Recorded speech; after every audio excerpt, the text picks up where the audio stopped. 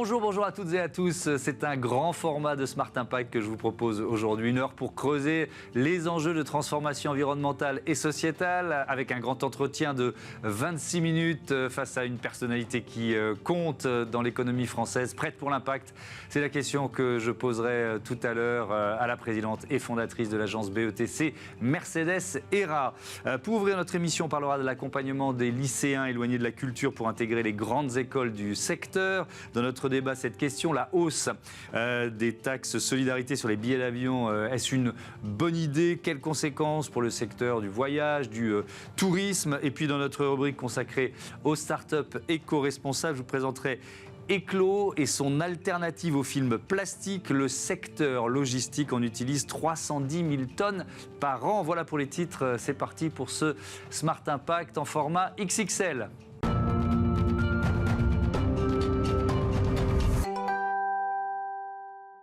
L'invité de Smart Impact, c'est Lucille Deschamps. Bonjour. Bonjour. Bienvenue. Vous êtes déléguée générale en charge des programmes Égalité des chances à la Fondation Culture et Diversité, fondation d'entreprise de Fimalac, la holding de Marc Ladreit de la Charrière. C'est quoi la mission de cette fondation? Alors, cette fondation, effectivement, elle a été créée en 2006 par Marc Ladreit de la Charrière et elle a pour objectif d'aider des jeunes qui sont issus de milieux modestes à accéder aux arts et à la culture et à accéder aussi aux études artistiques et culturelles. Et donc, pour ça, on a 2 axes d'action, à la fois la cohésion sociale et puis l'égalité des chances dont je suis plus particulièrement en charge. C'est pas le boulot de l'éducation nationale? Alors, l'éducation nationale nous aide puisque effectivement, on est en partenariat avec le ministère de l'Éducation nationale qui va cibler en fait les lycées dans lesquels on intervient pour informer les jeunes de l'existence de ces écoles qui sont des écoles qui sont sous égide du ministère de la Culture. Et donc, on travaille main dans la main avec le ministère de l'Éducation nationale et les professeurs qui vont aller cibler les jeunes qui sont particulièrement intéressés par ces études. Quel bilan on peut faire? Ça fait quoi? Quasiment 2 décennies, allez. Alors, un bilan plutôt positif, effectivement. Nous, on aide des jeunes donc déjà à s'informer sur ces écoles-là. Donc, il y a environ 36 000 jeunes qui ont été informés et sensibilisés sur l'existence de ces écoles. C'est souvent la première des discriminations. Savoir que ces écoles existent, peut-être arriver à briser quelques idées reçues sur ces écoles-là. Et donc, 36 000 jeunes ont été informés. Ensuite, la deuxième partie de notre action, c'est vraiment la préparation au concours. Et donc, pour ça, ils vont passer du temps dans les écoles et donc là on a à peu près 3000, un petit peu plus de 3000 jeunes qui ont passé du temps dans ces écoles pour mieux les comprendre justement. Et puis ensuite, avant de passer le concours, exactement. Ça rentre dans la préparation du concours. C'est exactement ça. Donc en fait on travaille main dans la main avec les écoles, on sélectionne les jeunes qui ont envie de rentrer dans ces écoles et donc ils vont passer un temps d'immersion au sein des écoles, que ce soit les écoles d'art et design, les écoles d'architecture, l'école du Louvre, la FEMIS. Et donc ils vont pouvoir en comprendre vraiment en fait la pédagogie, c'est vraiment l'idée de ces temps d'immersion, rencontrer des étudiants, donc leur poser des questions aussi, comprendre les attendus du concours. Et donc ça c'est vraiment important aussi pour justement encore une fois renforcer la confiance en eux de ces jeunes. Et donc sur ces 3000, un petit peu plus de 3200 jeunes qui ont passé ces temps-là, on a un jeune sur 2 qui réussit les concours. Donc on est au-dessus en fait du taux national de réussite pour les concours. Si on regarde les statistiques, l'origine des élèves des grandes écoles, alors c'est pas seulement les grandes écoles de la culture, c'est 65% d'origine très favorisée et 8% d'origine défavorisée. Déjà, est-ce que c'est vrai aussi pour les écoles de la culture? Parce que je me suis dit qu'il y avait peut-être moins d'autocensure sur ces métiers-là. Je suis peut-être totalement à côté de la plaque. Alors, en disant je pense au contraire. Il y a beaucoup de jeunes qui se disent ce n'est pas pour moi, je n'ai pas le réseau ensuite pour évoluer dans ce secteur-là. Quels vont être les débouchés aussi? Je pense que ces jeunes qui sont issus de milieux modestes, les parents s'inquiètent aussi des débouchés. Et donc, nous, on est là pour arriver à casser un peu les idées reçues, l'autocensure aussi, le déterminisme social qui existe encore. Et donc, oui, il y a encore de l'autocensure sur ce genre d'école.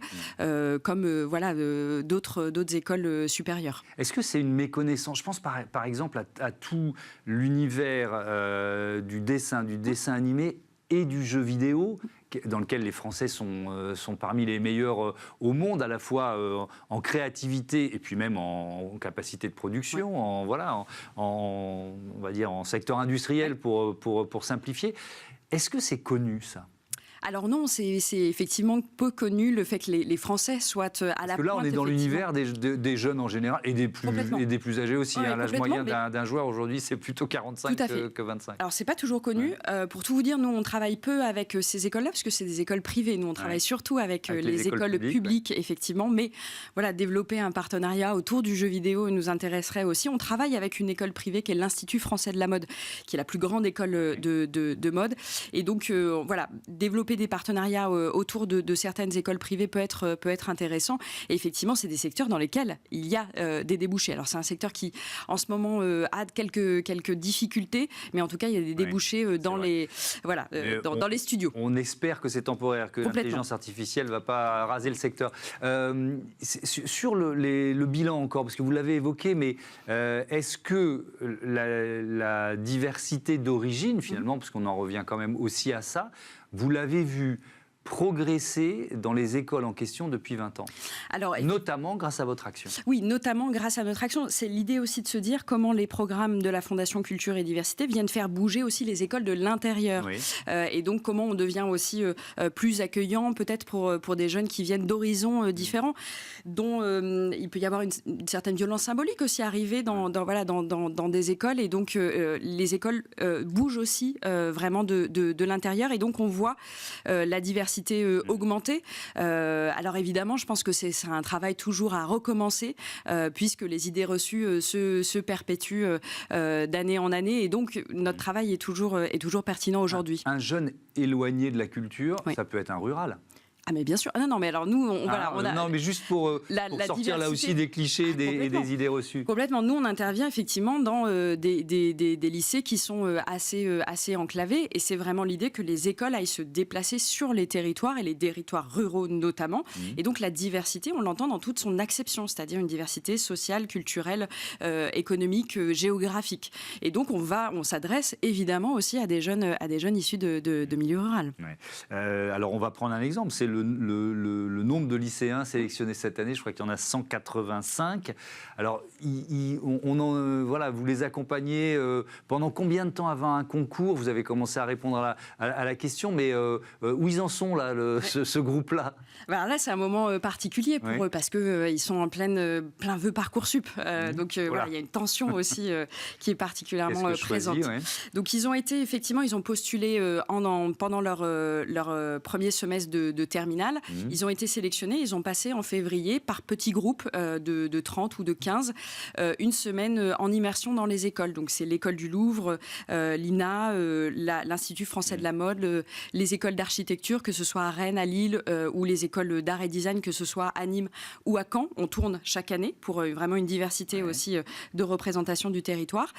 Et donc pendant ces semaines, ils ont à la fois compris la pédagogie, donc du concours, rencontré des étudiants, des professionnels, fait des visites. Ils sont allés visiter la Villa Cavrois, proche de Lille. Ils sont allés visiter le Mont-Saint-Michel, proche de Rennes.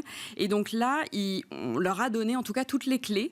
On les a aussi peut-être fait monter à la fois en compétences, mais aussi en assurance, en confiance en eux, pour pouvoir se dire c'est possible.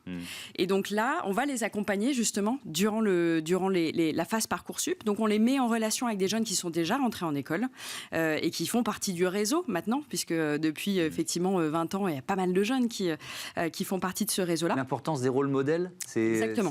Ça joue vraiment. C'est très important, puisque pendant les stages, ils ont pu rencontrer des jeunes qui étudient actuellement dans ces écoles et qui sont passés comme eux par ces programmes égalité des chances. Donc là, ils vont passer Parcoursup. On les défraie pour aller passer les euros, puisqu'ils doivent se déplacer. Et puis, on paye aussi leurs vœux Parcoursup. Et puis, ensuite, l'idée, c'est qu'on va les accompagner pendant toute leur scolarité. Parce qu'il ne suffit pas d'avoir le concours, il faut pouvoir aussi avoir les moyens. Donc, s'ils réussissent le concours, ça veut dire que vous allez les aider à se loger, par Exactement. exemple. Donc, s'ils viennent notamment à Paris, on a un partenariat avec le Crous de Paris qui nous permet d'avoir des logements bloqués pour les jeunes qui réussissent les concours et qui viennent étudier à Paris. Parce que ça peut être un frein. C'est-à-dire que certains ne vont même pas s'inscrire en disant de toute façon, je ne pourrais pas me payer un logement à Paris, c'est ça? Et c'est donc important de leur dire dès le temps de préparation que l'accompagnement l'argent de la Fondation sera là pour les aider. On va leur donner des bourses également, des bourses d'aide à l'achat de matériel, des bourses pour se loger, des bourses de mobilité pour partir en Erasmus.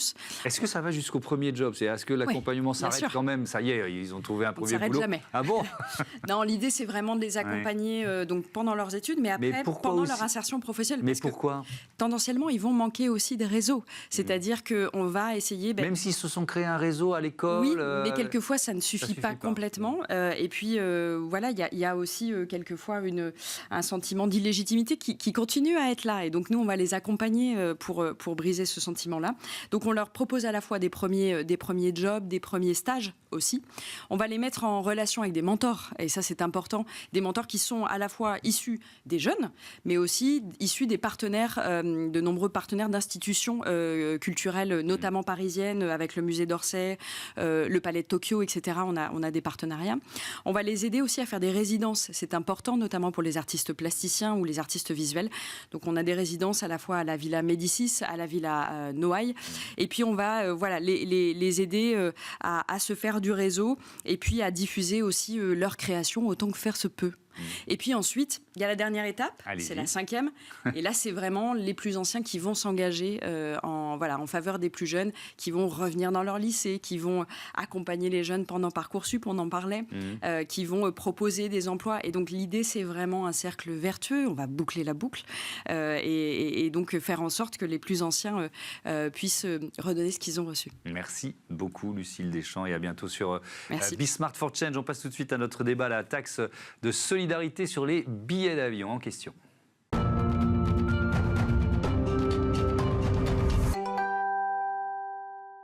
C'est le débat de Smart Impact. On parle de taxe de solidarité sur les billets d'avion avec Christophe Roth. Bonjour. Bonjour. Expert du voyage d'affaires au groupe EPSA, et Timothée Callard, bonjour. Bonjour. Cofondateur d'Ecodev, EPSA, spécialiste européen de la performance financière. Vous présentez chaque année le baromètre du voyage d'affaires. Question très générale, comment se porte le secteur ?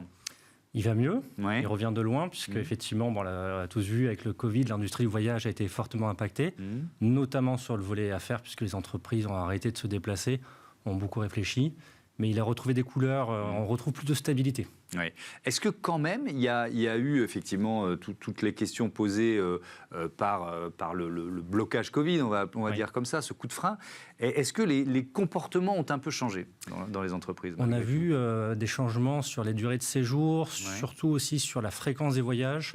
C'est-à-dire que les collaborateurs et leurs entreprises, surtout, ont amené à beaucoup plus de réflexion sur la nécessité de se déplacer et sur la façon de le faire, le mode de voyage, pour privilégier davantage le train, pour essayer de combiner différents déplacements, plutôt que d'en faire 3, on en fait un seul et on combine sur un même déplacement, essayer de voyager plus intelligemment et de façon un peu plus responsable. Un peu plus éco-responsable.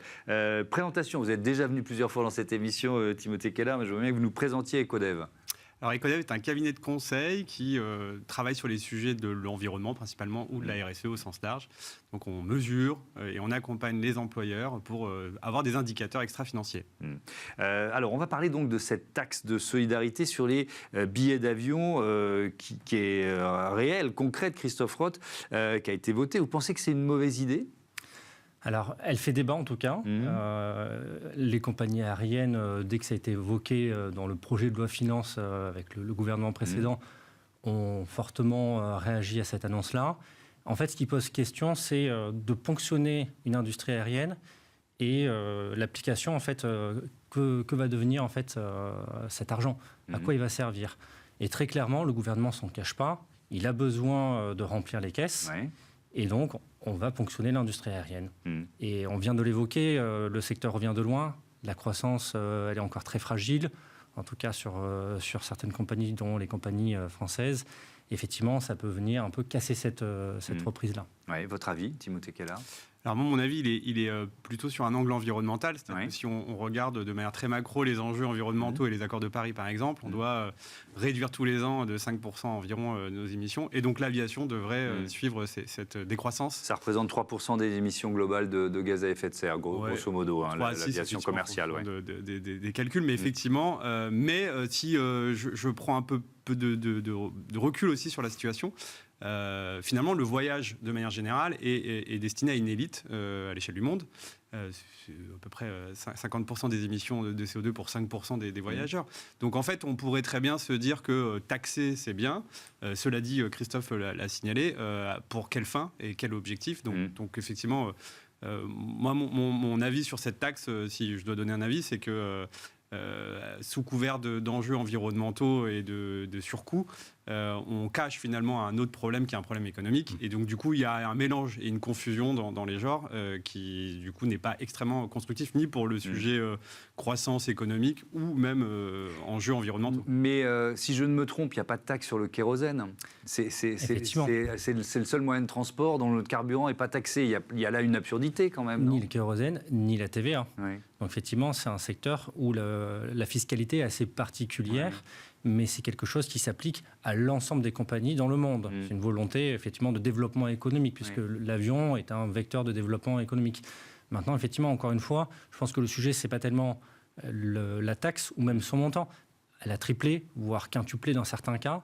Mais on reste sur des montants qui restent quand même assez raisonnables pour la plupart des déplacements. Est-ce que ça pose une question concurrentielle, c'est-à-dire est-ce que ça met en difficulté des compagnies françaises, des aéroports français par rapport à... Alors ils sont plus impactés puisque la taxe, elle s'applique pour tous les vols au départ de la France. Après, quel que soit le pavillon, ça c'est sûr, mais une compagnie comme Air France est beaucoup plus exposée que American Airlines par exemple. Donc oui, ça peut effectivement avoir un impact sur de la demande. Un prix de l'avion a beaucoup augmenté. On rajoute des taxes, ça peut freiner une demande générale, qu'elle soit voyage d'affaires ou de loisirs.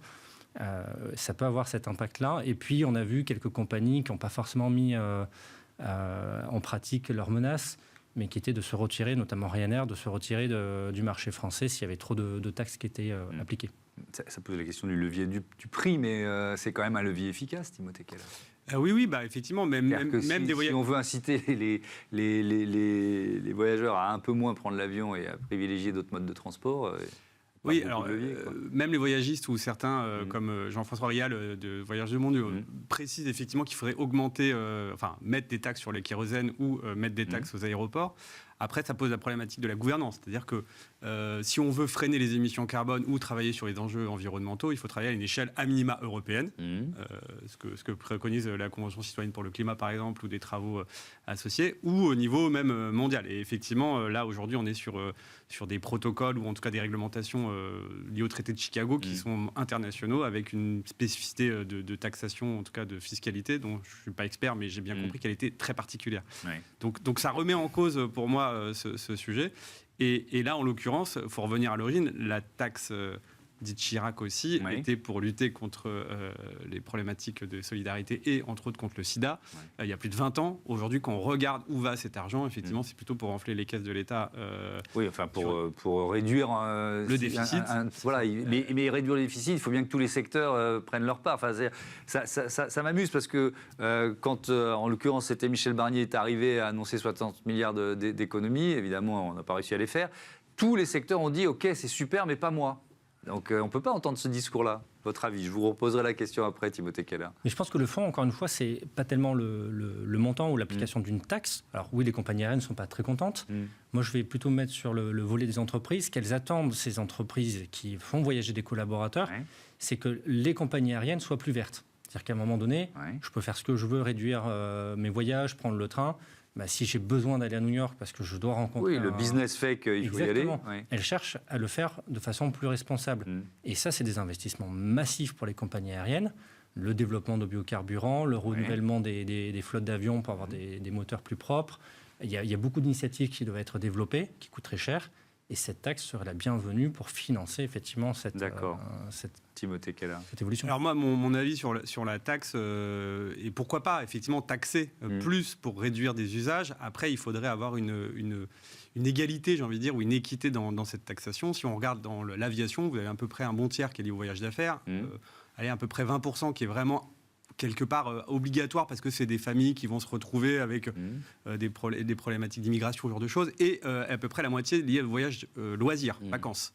Et là, on peut toucher peut-être plus sévèrement un certain nombre de profils parce que vous avez, encore une fois, je reprends certains chiffres, mais vous avez à l'échelle du monde à peu près 1% de la population mondiale qui va peser pratiquement 50% de tout l'impact environnemental de ces trajets. Et donc, qui peut sans doute payer un peu plus cher son billet d'avion. Et donc là, effectivement, vu de ce prisme, vu de cet angle, moi, j'ai aucun souci à augmenter des taxes sur ces populations et peut-être minimiser sur d'autres usages qui seraient économiquement ou socialement beaucoup plus vertueux.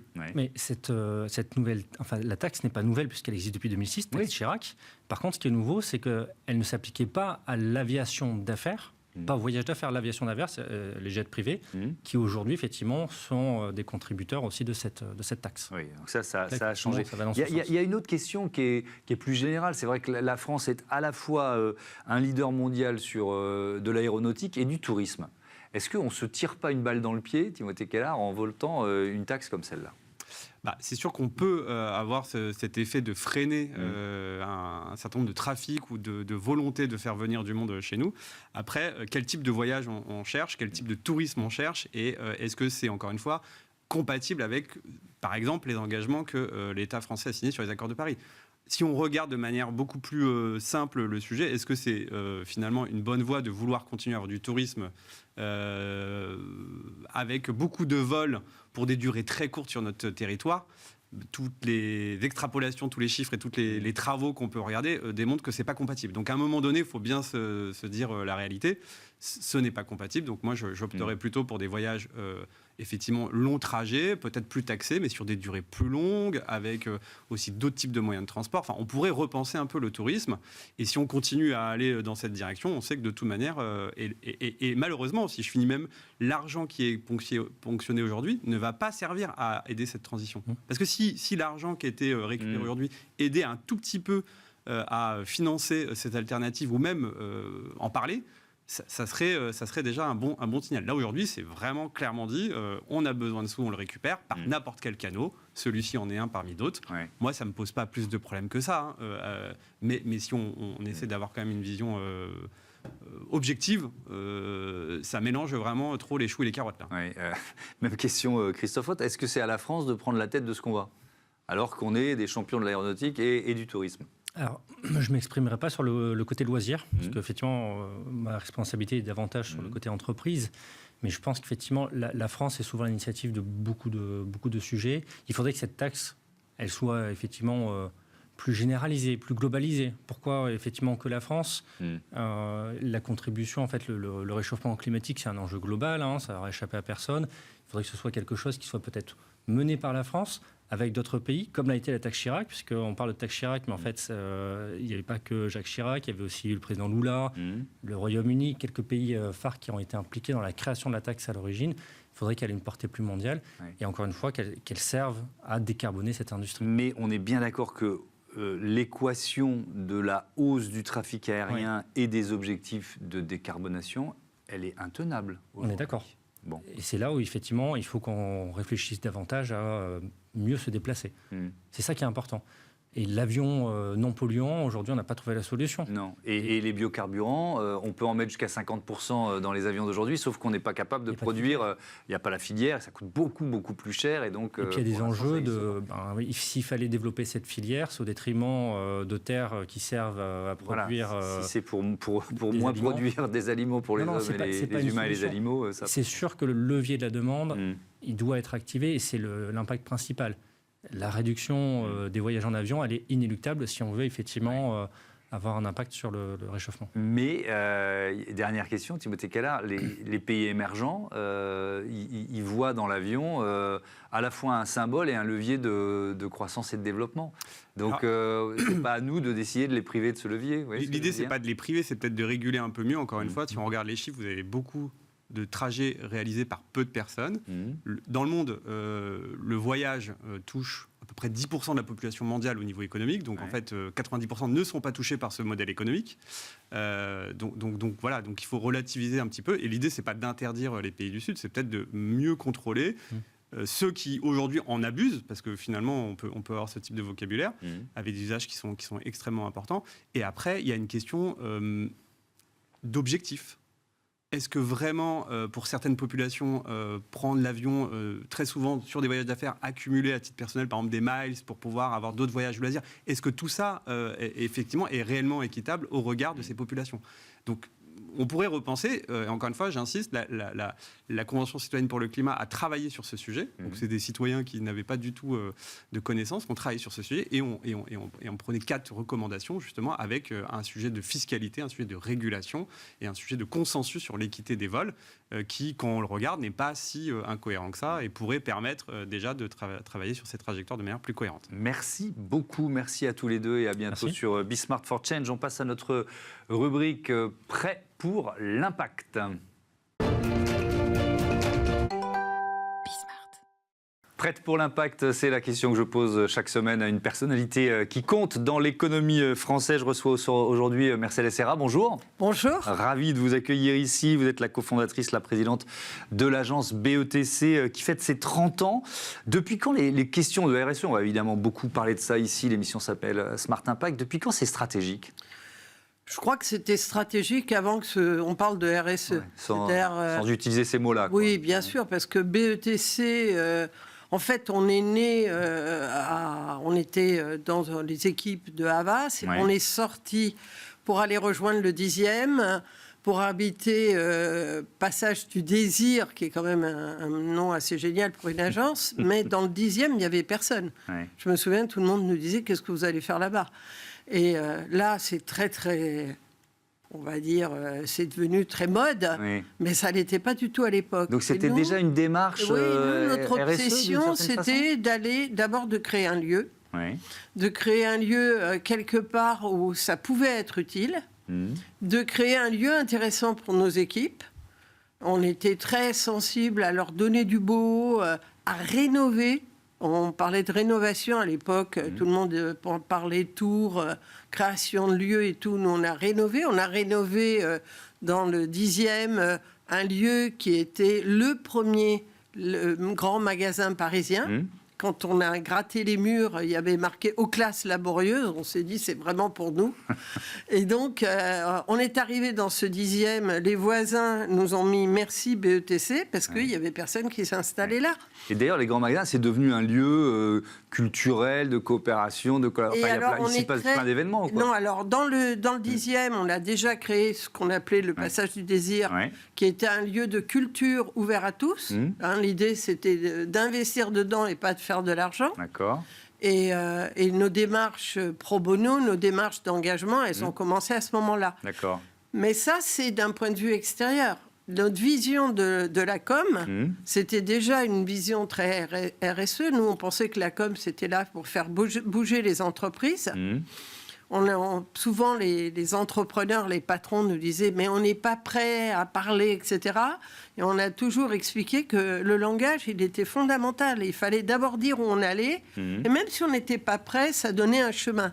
Donc, on a toujours dit de nos communications, que ce soit sur Air France, sur Danone, où moi, j'ai recommandé la santé, bien avant que ce soit à la mode, qu'on était concerné par le fond des entreprises. Mais je crois qu'on a la publicité pour Air France, qui est une des plus belles que j'ai vues depuis que je suis en âge de comprendre ce qu'est une publicité. On va en voir les images de cette pub pour Air France. Elle est sublime et en même temps, elle ne répond pas à la question qui est, mais c'était sans doute pas ce que vous avez demandé, mais qu'est-ce qu'on fait de l'aviation ? Est-ce qu'on continue de prendre l'avion ? Est-ce que l'aviation pollue trop la planète, etc. Est-ce que cette pub-là, aujourd'hui, vous la feriez de la même façon ? Oui. Oui. Oui, parce qu'il y a deux choses dans l'entreprise. Et d'ailleurs, les consommateurs, le public, moi j'ai beaucoup de respect pour le public parce que beaucoup plus brillant que nous tous. C'est-à-dire, lui, ce qu'il pense dans les entreprises, c'est que la première chose, c'est de bien faire son métier. Oui. Et il n'a pas aimé les entreprises qui ont inventé une RSE avant même de mettre la RSE dans leur propre métier. Je vous donne un exemple. Moi, je fais de la publicité. La première chose que je dois faire, c'est vous expliquer pourquoi la publicité, c'est formidable. Si je pense que la publicité, c'est pas bien, il ne faut pas que je fasse ça. Donc, l'aviation, d'abord, ça a un rôle. Et il y avait un enjeu très, très important. Faire du ciel le plus bel endroit de la Terre. Je vous rappelle qu'aujourd'hui, on pourrait, si on était toujours l'agence d'Air France, faire du ciel le plus bel endroit de la Terre en donnant des éléments de RSE, d'environnement, etc. Mais là, l'enjeu, c'était de positionner Air France et de faire que tout le public d'Air France, c'est-à-dire les gens qui travaillent dans Air France, soient fiers de travailler dans Air France. Et ça, c'est aussi de la RSE. Créer de la fierté française. Et au jour d'aujourd'hui, c'est encore plus important que jamais. Je dirais créer de la fierté européenne face à ce qui arrive dans le monde, c'est quand même une chose importante. Oui, évidemment. BETC qui est devenue l'an dernier l'agence la plus créative au monde. C'était une première pour une agence française ? C'est extrêmement dur, vous imaginez. Vous savez comment ça se passe ? En fait, c'est tous les prix du monde, tous ceux qu'on a reçus, qui sont cumulés. D'accord. La vérité, c'est que la France, c'est petit. Et que les Américains, c'est gros. Oui. Donc, en général, ils se donnent des prix à eux-mêmes, parce qu'ils aiment bien. Donc, pour qu'une agence française franchise ce nationalisme qui existe et devienne et cumule les prix au point d'être nommée la meilleure agence créative du monde, oui, on est fiers. Ouais. On est fiers et c'est important que la France et l'Europe réagissent en se disant qu'on est formidable en Europe. On arrête de dire des choses négatives sur la France et l'Europe. On construit de la force. Il n'y a que ça qui va nous défendre dans nos démocraties. L'importance de l'imaginaire. On va y consacrer de longues minutes dans cette interview. Ça me semble essentiel par rapport à ces enjeux de transformation environnementale et sociétale dont on parle. Et alors, c'est justement le sens de la question de celui qui était à votre place la semaine dernière, Cyril Pouet, le DG de SPI Facilities. On écoute tout de suite Cyril Pouet. Mercedes. Dans mon métier, le RSE est présent partout. Les clients nous attendent sur des engagements RSE et si jamais c'est pas le cas, on fait des propositions de manière instinctive sur ces données-là. Dans votre monde de la publicité, je suis intéressé de savoir si c'est quelque chose qui est systématiquement en demande de vos clients ou si même vous, systématiquement, vous en faites un sujet pour eux, pour les alerter sur ces sujets-là. Et je pense que dans le monde de la publicité, ça peut effectivement avoir changé les choses. Voilà, merci. Une grande question, parce qu'en fait, il y a beaucoup de niveaux dans cette question. Il y a le niveau de... nous, on est souvent montré du doigt, comme si on était responsable de tout. C'est facile de nous montrer du doigt, parce qu'en gros, il n'y a personne qui vient nous défendre. Quand vous embêtez des journalistes, on peut avoir une bonne réaction. Embêter des publicitaires, c'est pas un problème. Pas de publicité, merci, dit mon associé avec son livre. Donc, c'est facile. La vérité, c'est que, et c'est ce que j'ai essayé d'expliquer, il y a plusieurs niveaux à la RSE. Il y a le niveau qui est, est-ce que BETC est RSE ? BETC, c'est pire que la RSE, c'est une ONG. C'est-à-dire, je rentre dans ce... De temps en temps, je leur dis, mais calmez-vous, quoi. Il va falloir qu'on fasse aussi notre métier. Après, il y a la filière de la communication. Elle est très engagée au niveau de la RSE. Donc, globalement, on est très engagé. On a pris des engagements. On surveille la logique de qu'est-ce qu'on peut faire en impact climat. Ça veut dire qu'on tourne un peu moins de publicité à l'autre bout de la Terre quand on peut les tourner près de chez nous ? Ça veut dire qu'on évalue. On évalue une campagne, non seulement la production, mais les médias, parce que les médias, c'est beaucoup plus lourd que la production. Donc, on évalue l'impact des campagnes. On essaye on a mis au point des calculateurs, des choses très précises pour rendre compte de ça. Franchement, on est peanuts dans l'histoire de l'environnement, mais ce peanuts nous intéresse. Il n'empêche que vous faites... Ça nous intéresse. Vous agissez. Bon. Et après, il y a une problématique qui est hyper simple. Quand on fait de la production, si c'est plus cher de produire en France, c'est rarement une solution qu'adorent nos clients. Donc, il faut être raisonnable, il faut dire la vérité. On a toujours des propositions RSE, elles ne sont pas toujours acceptées. Et moi, je pense qu'il faut réfléchir autrement à la communication. La vraie réflexion sur la communication, et qui m'importe, c'est de dire, ça suffit d'agresser des gens avec des pubs imbéciles qui sont trop présentes, trop nombreuses. Ça sert à rien. Il faut leur parler correctement à des moments clés. Donc, moi, je crois à une communication qui serait moins fatigante, à une communication moins présente, mais plus qualitative. Et ça ne va pas exactement dans le sens du monde aujourd'hui. Mais je crois que, par exemple, des campagnes peuvent durer très longtemps. Donc la question de la production, produisons très bien. Mais moi, je pourrais sortir des campagnes Air France, des vieilles, maintenant. J'ai déjà sorti des vieilles campagnes Evian qui avaient 8 ans d'âge Et vous croyez qu'elles n'ont pas fait vendre? Elles ont fait vendre. Tout est obsolescent trop vite. Oui. Alors que la tête des gens, ça ne marche pas comme ça, la tête des gens. Les gens, ils aiment les choses pour longtemps. Ils ne se lassent pas. Donc je pense qu'il y a vraiment des enjeux de communication différents à planter pour que la RSE devienne chaque jour plus importante. Pour nous parler, on revoit justement l'une des campagnes Evian c'est celle-là que j'ai remis à l'antenne. qui est tellement magique, quoi. Ça s'est très bien passé. Parce que vous croyez que ça a changé? Que le fait qu'on ne vieillit pas, nous, on n'est pas vieux. Mais non. On a juste un bébé dans nous qui dit qu'on n'est pas vieux. Qui demande qu'à sortir. Voilà. Ah ouais, bien sûr, donc, qu'est-ce qu'on nous raconte? Donc, c'est des campagnes qui font du bien, que les gens aiment. Vous pouvez les ressortir. Et alors, donc il y a tous ces leviers que vous avez détaillés. Et il y en a un qui est évidemment qui est intégré à tout ça, mais c'est le rôle de la publicité pour rendre la transformation environnementale et sociétale acceptable. Parce que c'est ça l'enjeu d'aujourd'hui. Qu'est-ce qu'on voit? On a vu un certain nombre d'élections, que ce soit en Europe, que ce soit aux États-Unis, ou même en France d'ailleurs, où les candidats ou les candidates qui disent il faut appuyer sur le frein, sur la transformation environnementale, il y en a marre, il y a trop de contraintes, etc., ils remportent des voix. Bon.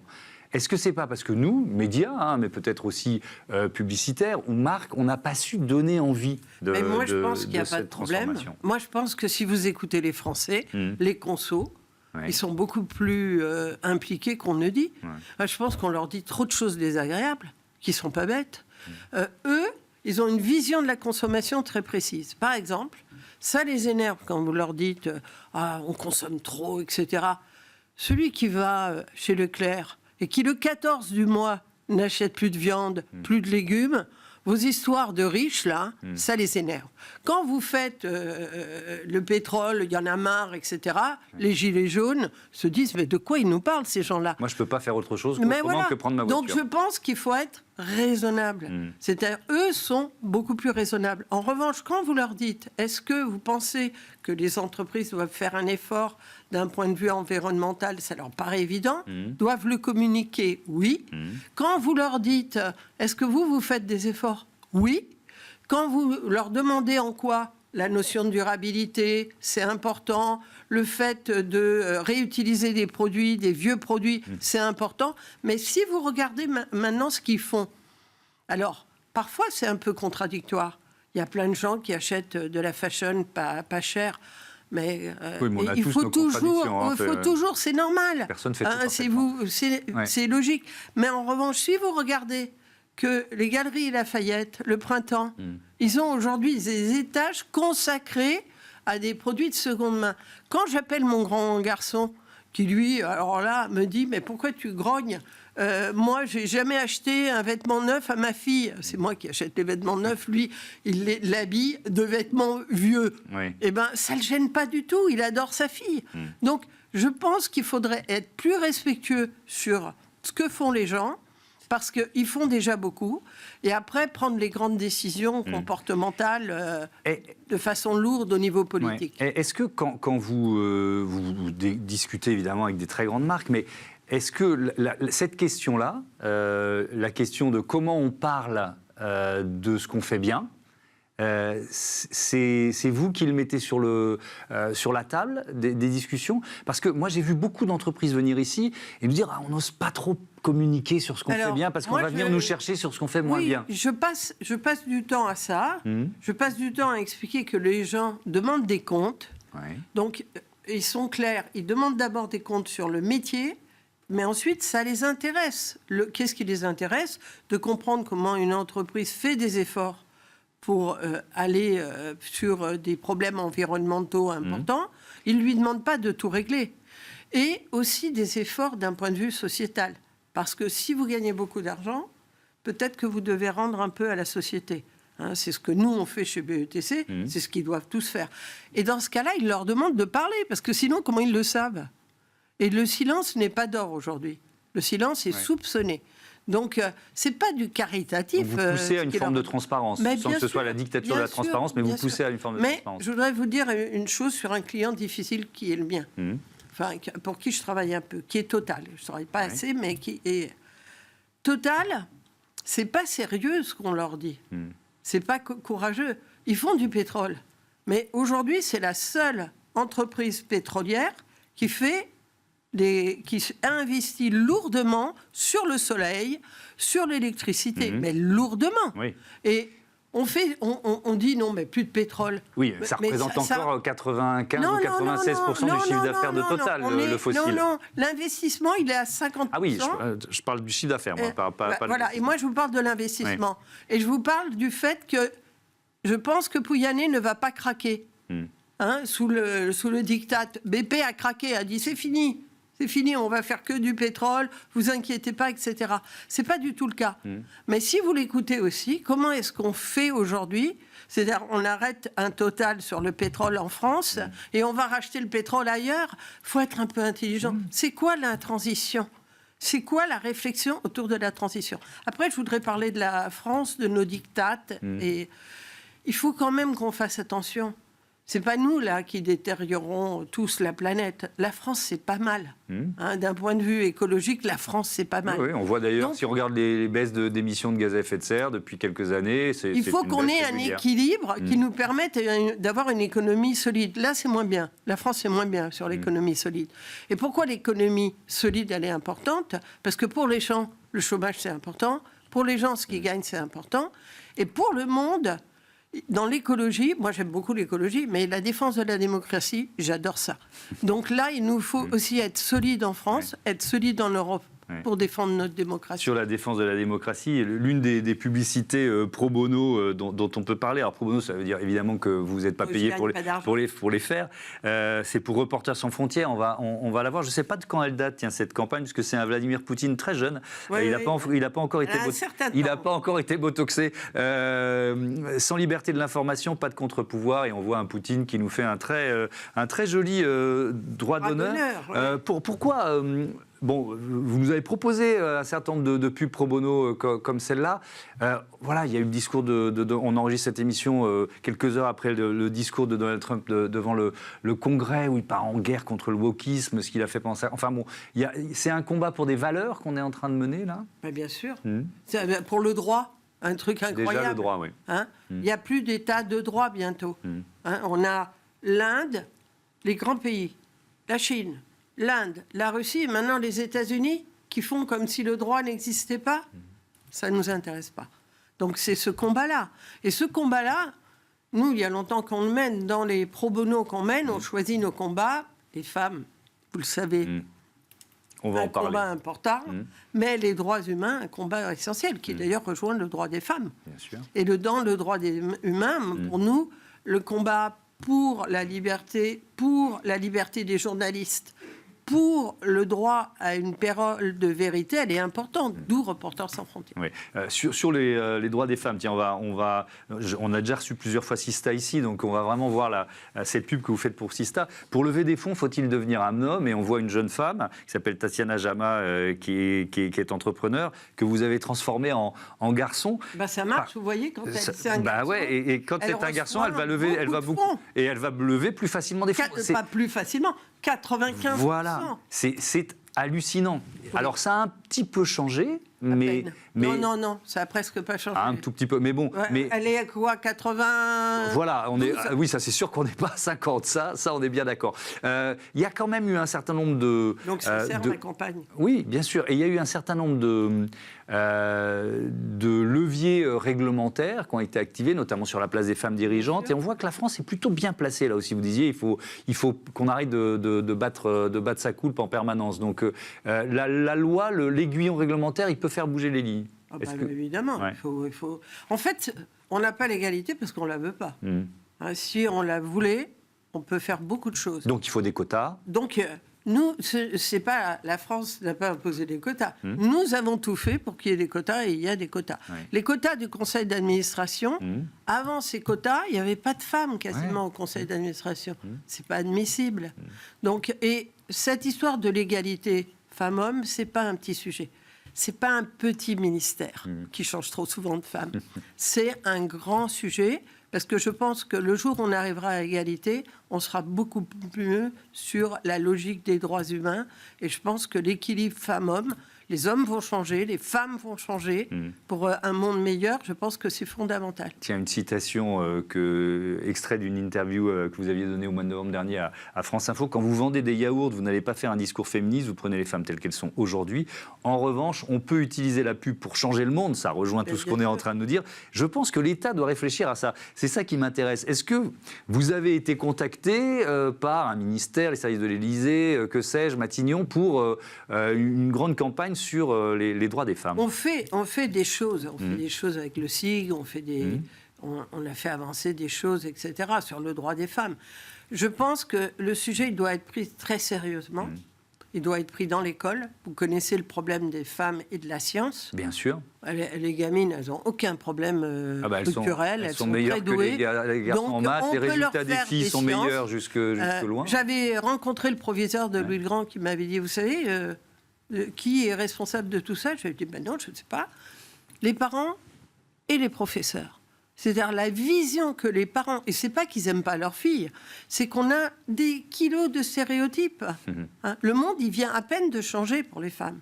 Donc, il faut lutter autour de ça. Et que si on veut, si l'éducation veut, elle se met dans l'idée qu'elle va arriver à une égalité de la présence des filles et des garçons dans les sciences, qui est fondamentale, parce que la science a besoin des femmes. Donc, c'est pas qu'une histoire de... non, on est plus fort quand les femmes scientifiques sont là. On est plus fort. Et donc cette campagne, elle n'existe pas encore? Elle pourrait exister? Non, on a fait des campagnes dans ce sens. Par exemple, il y a un travail de L'Oréal sur Women in Science qui est très intéressant. C'est pas suffisant. D'abord, il faut avoir une politique à long terme. Vous avez vu le nombre de ministres à l'éducation. À long terme, ça n'existe pas de changer sans arrêt d'actes, de points. Si les entreprises faisaient ça, elles iraient très mal.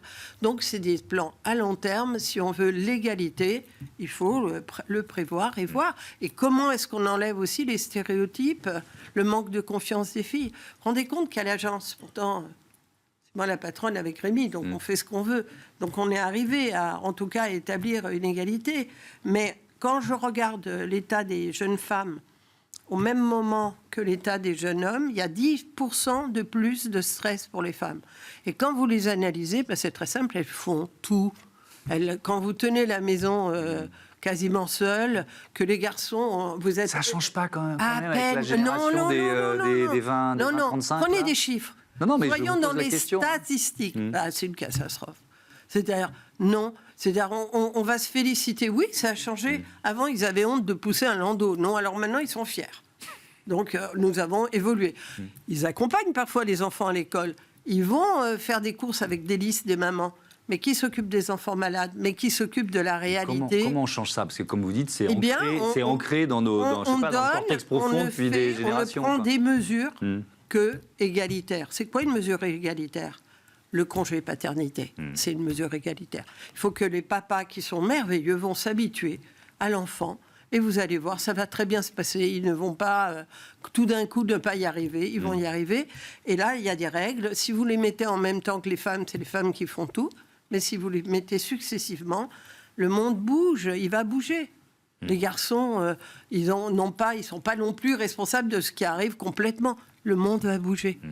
Il nous reste 3 minutes, c'est passé beaucoup trop vite, mais je voudrais qu'on les consacre à un autre thème. Vous êtes présidente du Musée national de l'histoire de l'immigration. Pourquoi Alors, je suis plus présidente. Oui. Alors, pardon. Parce que j'ai atteint ma limite d'âge. Allons bon, ouais. Ça se voit pas. Mais bon, je continue à faire toute la communication et tout, parce que les titres ne sont pas la chose la plus importante de ma vie. Oui, et oui, effectivement, ça, on est bien d'accord. La question que je me posais, ça rejoint ce qu'on disait tout à l'heure sur les élections. Pourquoi la voix de celles et ceux qui disent que l'immigration c'est une chance pour la France? Parce qu'on a dit n'importe quoi. Elle pèse de moins en moins dans... on a dit n'importe quoi depuis 10 ans en français.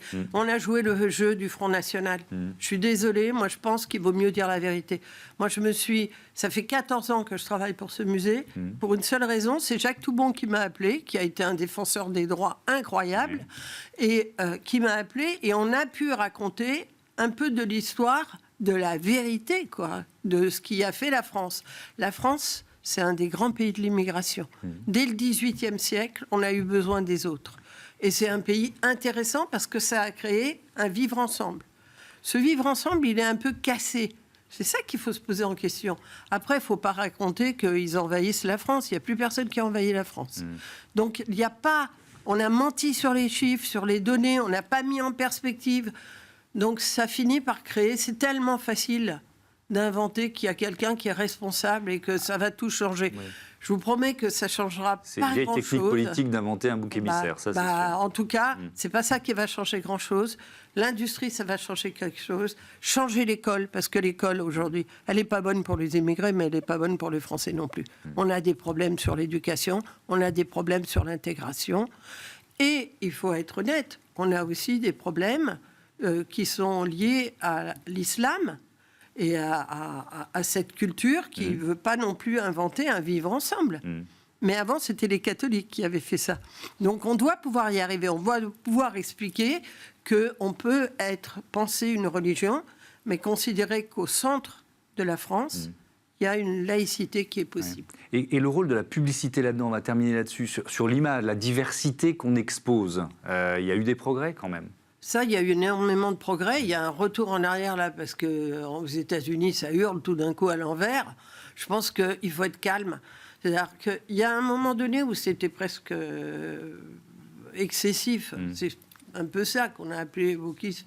C'est-à-dire, non, à chaque fois, moi je pense qu'on ne peut pas résumer les gens par des noirs, des jaunes, des blancs. Et donc, à chaque fois que vous faites une pub, un noir, un jaune, un blanc, un truc, c'est un systématisme. Quand on est arrivé à dire qu'on ne pouvait pas traduire, quand on était un blanc, un livre fait par un noir, non mais attendez, c'est pas possible. Mais la diversité, c'est une immense richesse. Donc, comment est-ce qu'on lui donne son vrai rôle d'immense richesse et qu'on continue, malgré tout ce qu'on entend, et ce retour tout d'un coup sur... Et beaucoup d'entreprises ont été courageuses, elles ont dit qu'elles ne retourneraient pas en arrière, que la diversité était intéressante. Vive l'Europe. Merci beaucoup, Mercedes Serra. C'est une belle dernière phrase. À bientôt sur Bismart for Change. On passe tout de suite à notre rubrique Startup.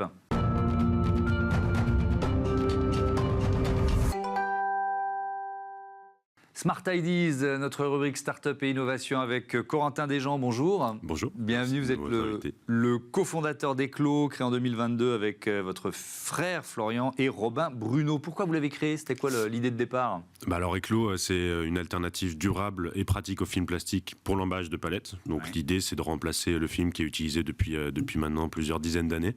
Aujourd'hui, on a une housse qui est réutilisable, fait à partir de matières recyclées et qu'on peut recycler encore en fin de vie et qu'on peut aussi réparer. Le gros sujet qu'on a, c'est la réutilisabilité et donc la performance opérationnelle. Donc pour ça, on a un produit qui est adaptable. Une seule référence pour toutes les palettes de 80 cm à 1,80 m. Un produit qui est compact, ça pèse 2 kg. Une fois que c'est plié, on peut en mettre une centaine sur une palette d'1,50 m, donc c'est facile à traiter. Et enfin, c'est facile à mettre en place. Donc un opérateur va pouvoir le mettre en place aussi rapidement qu'il emballera une palette seule. Donc il n'y a pas de changement vraiment drastique dans les entrepôts. Et avec un enjeu qui est vraiment un enjeu important, 310 000 tonnes de films plastiques par an en France autour de ces palettes, ça représente 1,5 million de tonnes de CO2. C'est quoi? C'est simplement une bonne idée? Ou alors ça a demandé quand même un peu de recherche et développement, de mise au point pour avoir cette housse réutilisable? Ça paraissait être une bonne idée initialement. Là, ça s'est compliqué. Ça s'est compliqué drastiquement. Ouais. Non, on a eu l'idée il y a maintenant 2018, donc il y a quand même... Il y a quand même quelques années maintenant, plus de 7 ans. Ça a mis 3 ans à peu près à germer, pardon. Et ensuite, la première version, aujourd'hui, on ne pourrait pas du tout protéger une marchandise. Il a quand même fallu 2 ans de R&D plus avancé, d'itération.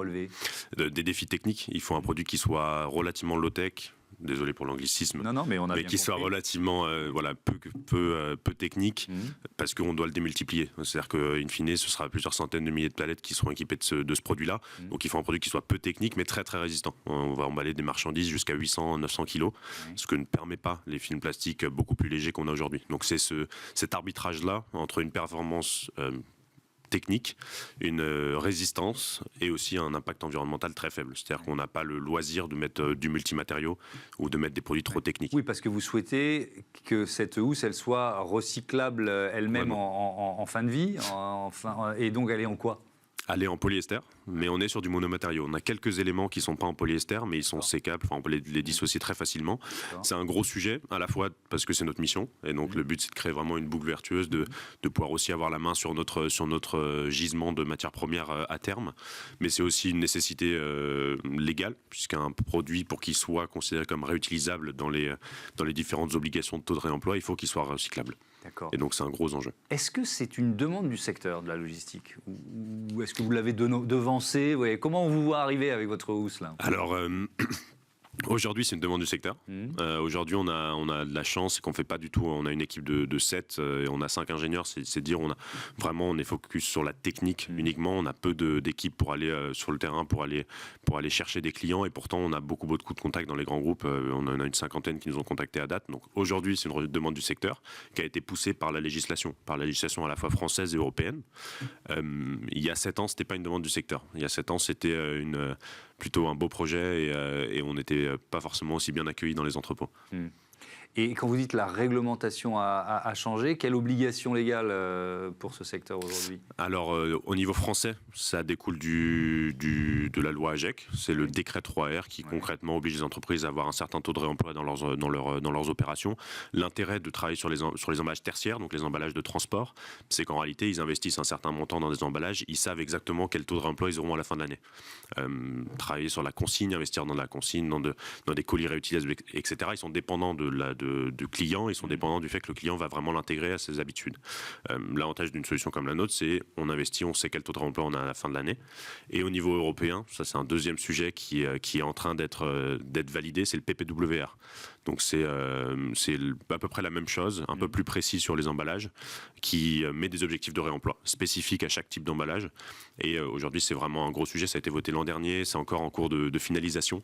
Et les objectifs les premières échéances seront à 2030, avec des objectifs encore plus compliqué et complexe que le décret 3R, puisque là on va spécifier vraiment des flux, notamment par exemple entre 2 usines d'une même entreprise, on aura l'obligation d'utiliser des emballages réutilisables. Vraiment, ça ira dans le bon sens, mais ce sera d'ici 2030. Et ça va potentiellement booster Eclos. Merci beaucoup Corentin Desjean, et bon vent à votre entreprise. Je vous remercie rapidement Marie Billat, Alexis Mathieu, Juliette Miliérina à la programmation et à la production, et les deux Alexis, Sanchez le réalisateur, Oustabassidis l'ingénieur du son. Salut.